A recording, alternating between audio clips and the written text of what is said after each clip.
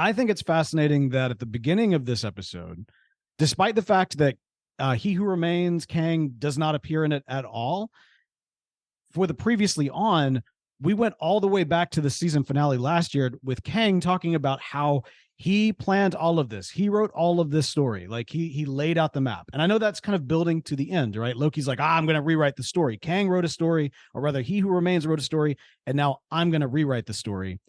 But to me, I wonder if even in his time slipping is still part of the narrative, if you will, the story that He Who Remains himself, Timely, whoever you want to call him, this is all still part of that. If you think about when Loki time slips, he specifically time slips to moments. It's almost like the plot is driving him as opposed to him driving the plot, which to me communicates that the writer is still writing. Everything we saw about Victor Timely in last week's episode, where he was kind of, dancing around with the hot chocolate machine and everything, and then he snaps his fingers and the guy is gone, and it's like he's shocked, but at the same time, it's almost as if he knew everything that was going to happen. And so even like, it's got to be me that goes out there. They still feel like dominoes are still being knocked down throughout. And Loki time slipping seems to be very much part of those dominoes. He goes into that moment of time where he sees himself, he says hello, he disappears. A few moments later, he picks up the book that he sees himself holding. He hears his past self say hello. He's got that whole, bootstrap cyclical thing that's going on. This is all building up, of course, to when he finally learns how to control it. That's when things change.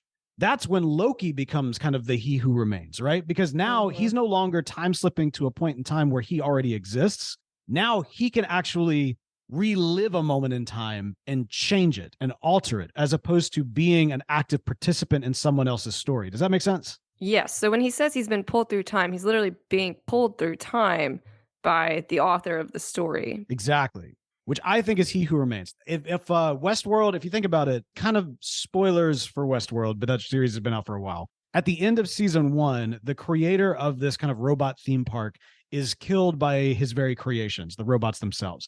And this is all part of a narrative that he himself has been kind of writing because he wants his robot creations to rise up and free themselves and to kind of dominate mankind and to basically punish him for the sins that he himself is also responsible for. So they kill him. But after his death, he is still like, because he programmed this story to play out, there's a little boy robot in the park that represents his voice and still speaks to some of our main characters.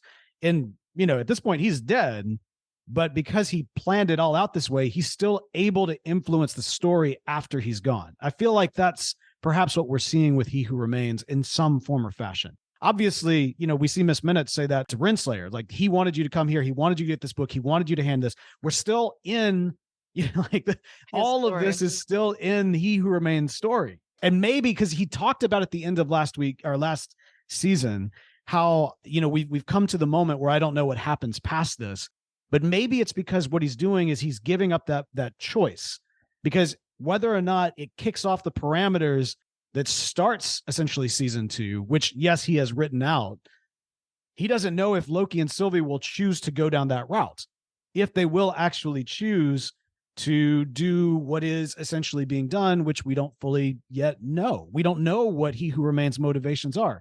Maybe he was bored, and so he wrote a new story for himself. You know what I mean? Like, maybe it's not just, I want to give up. Maybe it's like, no, he wants to do something new and different and creative. So I don't know. I mean, to me, it seems like whatever has been going on with Loki up until the moment where he truly gains control of the time slipping has still all been He Who Remains. That's been ripping him from time, from this point in time, from that point in time, even across all of these different branch timelines. All of this was pre-written. All of this, like the destruction of the loom and everything else, it's all part of Victor Timely, aka He Who Remains, aka Kang's plan.